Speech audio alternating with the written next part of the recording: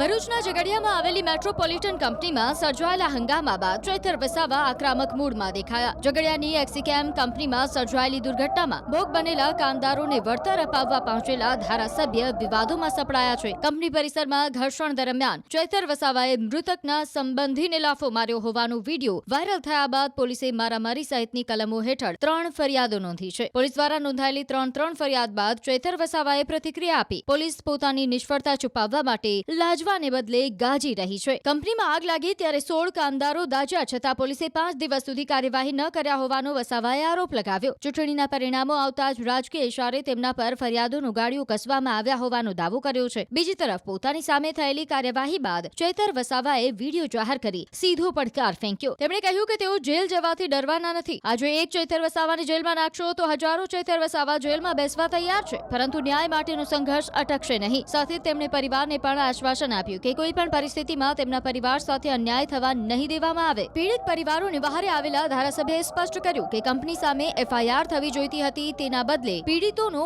પક્ષ લેનારને ટાર્ગેટ કરવામાં આવી રહ્યા છે। કામદારોના હક માટે આ લડાઈ હવે વધુ તેજ બનવાના એંધાણ છે।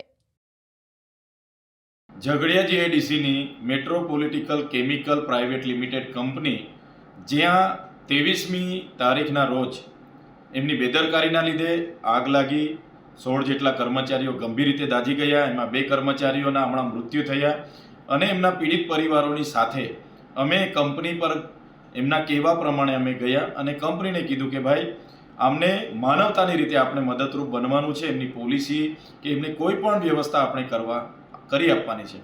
ત્યારે ત્યાંની પોલીસે 5 દિવસ સુધી કોઈ પણ જાતની એફઆઈઆર આ કંપની પર કરી નથી।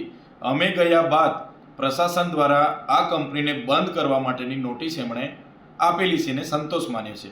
સવાલ એ થાય છે, કોઈ પણ ઘટના ઘટે, કોઈ મૃત્યુ પામે તો પ્રાથમિક તારણ મુજબ એ કંપની પર એફઆઈઆર કરવી પડે, 0 હોર્સથી એફઆઈઆર કરવી પડે અને જે પણ જવાબદારો છે એની તપાસ કરીને એમના પર યોગ્ય કાર્યવાહી કરવાની જોગવાઈ હોય છે, જે પોલીસ પ્રશાસન દ્વારા કરવામાં આવેલ નથી।